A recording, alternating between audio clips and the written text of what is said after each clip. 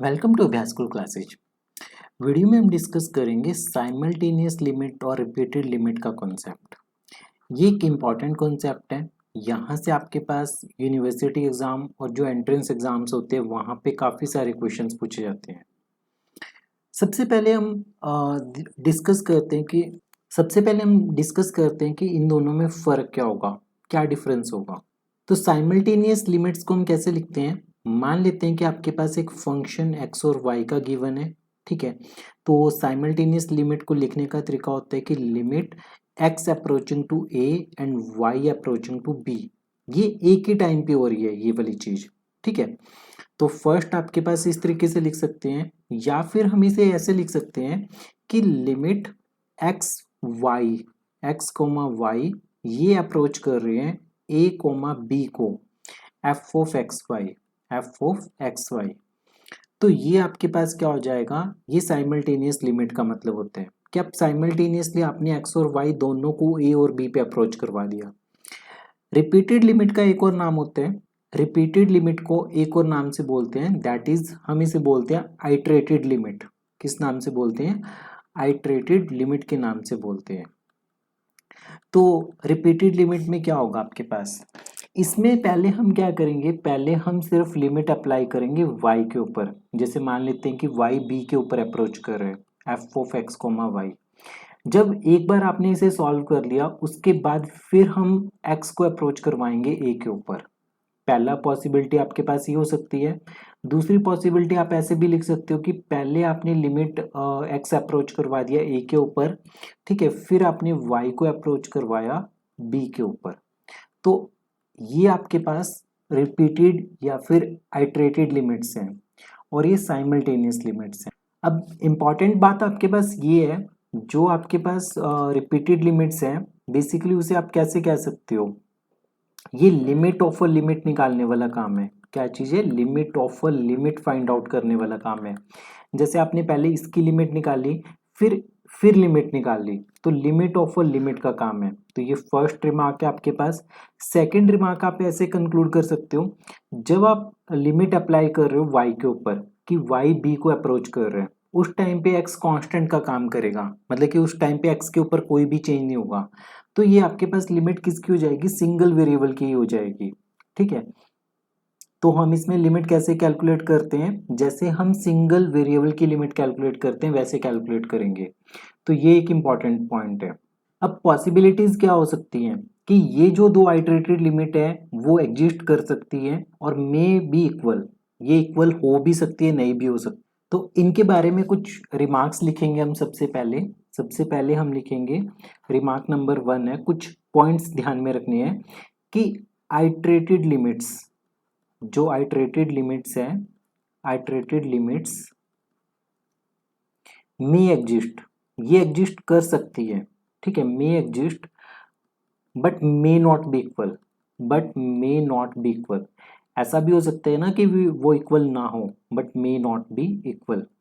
Second possibility आपके पास क्या है, मान लेते हैं कि वो एग्जिस्ट कर रहे हैं और इक्वल है, पर साइमल्टेनियस लिमिट एग्जिस्ट ही ना करे, मतलब ये दोनों लिमिट्स आपके पास एग्जिस्ट कर जाएं और इक्वल हो जाएं, पर साइमल्टेनियस लिमिट एग्जिस्ट ना करे। सेकंड पॉसिबिलिटी क्या है, both iterated limits, both iterated limits exist but may not be equal. Simultaneous limit may not exist, but simultaneous limit may not exist. तो सेकंड पॉसिबिलिटी आपके पास ये हो सकती है, ठीक है। फिर थर्ड पॉसिबिलिटी आपके पास क्या बनेगी, थर्ड पॉसिबिलिटी बनेगी कि अगर इफ जो आपके पास साइमल्टेनियस लिमिट है अगर वो एग्जिस्ट करती है, if simultaneous limit exist, if simultaneous limit exist and the two iterated limits exist, and the two iterated limits exist then they must be equal। तो उन्हें क्या होना पड़ेगा, then they must be equal, तो उन्हें equal होना पड़ेगा, ठीक है। तो पहला केस तो आपके पास क्या हो गया कि ये जो आइटरेटेड लिमिट है ये दोनों इक्वल ना हो। सेकंड केस है दोनों इक्वल हो सकती हैं पर इसके इक्वल नहीं हो सकती। थर्ड केस है कि अगर ये एग्जिस्ट कर रहे हैं और ये भी एग्जिस्ट कर रहे हैं तो दोनों को इक्वल होना पड़ेगा। मूव ऑन करते हैं हम अपने एग्जाम्पल के ऊपर। हमें एक ऐसे फंक्शन का एग्जाम्पल देखना है जिसमें आपके पास आइटरेटेड लिमिट्स एग्जिस्ट कर रहे हो बट साइमल्टेनियस लिमिट्स एग्जिस्ट ना कर रहे हो। ठीक है, तो फंक्शन हमने कंसिडर किया है, बहुत केयरफुली देखना। फंक्शन हमने कंसिडर किया F of X comma Y equal to X square minus Y square upon X square plus Y square.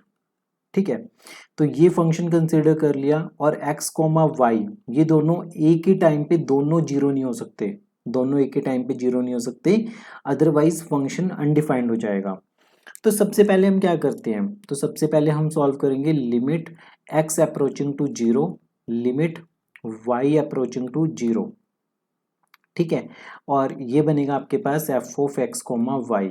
तो इसे जब सॉल्व करेंगे तो आपके पास बनेगा limit x approaching to zero और ये बनेगा further limit y approaching to zero, X square minus Y square upon X square plus Y square. ठीक है, अगर y जीरो को अप्रोच कर रहा है तो आपके पास ये फैक्टर जीरो हो जाएगा, ये भी जीरो हो जाएगा, बेसिकली पुट करेंगे तो ये जीरो जीरो को जाएगा। तो फाइनली हम क्या लिखेंगे, limit x approaching to zero X square upon X square, तो इसकी वैल्यू आपके पास आ गई 1 के बराबर। ठीक है, सेकंड मूव ऑन करते हैं अब अपना। सेकंड आपके पास है कि अगर लिमिट y अप्रोच करे जीरो को, अगर लिमिट y अप्रोच करे जीरो को और x पहले अप्रोच करे तो F of X comma Y, तो ये किसके इक्वल बनेगा, limit y approaching to zero, फिर आपके पास बनेगा limit x approaching to zero X square minus Y square upon X square plus Y square. अब इसमें x वाला कंपोनेंट जीरो हो जाएगा, दोनों जगह जीरो लग पुट कर दोगे आप, तो आपके पास क्या बचेगा, limit y approaching to zero minus Y square upon Y square, तो वाई स्क्वेयर से वाई स्क्वेयर कैंसिल हो गया, तो ये बनेगा -1 के बराबर। किसके इक्वल बनेगा, -1 के इक्वल। तो यहां से आपको एक एग्जांपल मिल गया कि दो आइटरेटेड लिमिट एग्जिस्ट कर रही है, लिमिट्स वो दोनों एग्जिस्ट कर रही हैं आपके पास बट आर नॉट इक्वल, पर ये दोनों ही इक्वल नहीं हैं, पर आर नॉट इक्वल। ठीक है, सबसे पहले हमने शो कर दिया कि ये दोनों आइटरेटेड लिमिट एग्जिस्ट कर रही है। अब हम शो करेंगे कि साइमल्टेनियस लिमिट एग्जिस्ट नहीं करती, साइमल्टेनियस लिमिट एग्जिस्ट नहीं करती। तो हम क्या कंसीडर करेंगे, लेट जो x कोमा वाई है वो जीरो जीरो को अप्रोच कर रहे हैं, वो किसे अप्रोच कर रहे हैं, जीरो जीरो को। अब देखो अगर ये एक्स वाई प्लेन है, जैसा हम ऑलरेडी डिस्कस कर चुके हैं, जीरो जीरो को अप्रोच करने के बहुत सारे तरीके हैं। तो जैसे अगर आप मान लो y इक्वल टू एक्स के according y equal to 2x, y equal to 5x, 3x, किसी भी लाइन के अकॉर्डिंगली यहाँ पे अप्रोच किया जा सकते हैं। तो हम एक्स वाई को जीरो जीरो पे अप्रोच करवा रहे हैं अलोंग द लाइन, किसी भी कर्व के अलोंग अप्रोच करवा सकते हैं, हम करवाएंगे along the line y equal to M X. बहुत सारे स्टूडेंट्स को ये समझने में प्रॉब्लम आती है, पर सिंपल मतलब ये होता है कि आपको पॉइंट को जीरो जीरो पे मूव करवाना है। जैसे इंटरवल के केस में आपको पॉइंट को लेफ्ट और राइट हैंड से मूव करवा सकते हो, यहाँ पे आपको किसी भी कर्व के थ्रू जीरो जीरो पे मूव करवाना है। तो हमने ये कर्व पिक कर ली y equal to M X, मतलब ये लाइन्स है। अब हम क्या लिखेंगे, अपना साइमल्टेनियस लिमिट्स का expression, that is X Y approaching to zero zero F of X comma Y. तो ये क्या बनेगा आपके पास, limit X comma Y approaching to zero zero. ठीक है, तो ये बनेगा X square minus Y square upon X square plus Y square.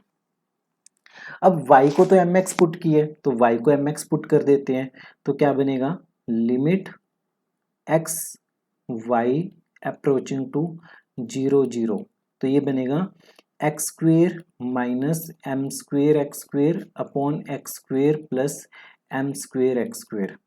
तो एक्स स्क्वेयर तो कैंसिल आउट हो गया, तो आपके पास क्या बचेगा, limit X Y approaching to zero zero. ठीक है, ये बनेगा आपके पास 1 minus M square upon 1 plus M square के बराबर। एक्स स्क्वेयर से एक्स स्क्वेयर तो कैंसिल आउट हो जाएगा। अब लिमिट हमेशा यूनिक होती है, पर यहाँ पे लिमिट का आंसर आपका किसके ऊपर डिपेंड कर रहे हैं, एम के ऊपर।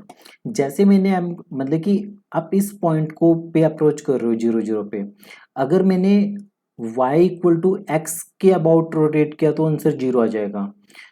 सेम पॉइंट है, अगर मैंने लाइन ली y इक्वल टू एक्स, फिर मैंने लाइन ली y इक्वल टू 2x, फिर मैंने लाइन ली y equal to 3x, same limit का आंसर एक केस में 0 आएगा, फिर एक केस में -3/5 समथिंग आएगा, फिर -8/10 समथिंग आएगा।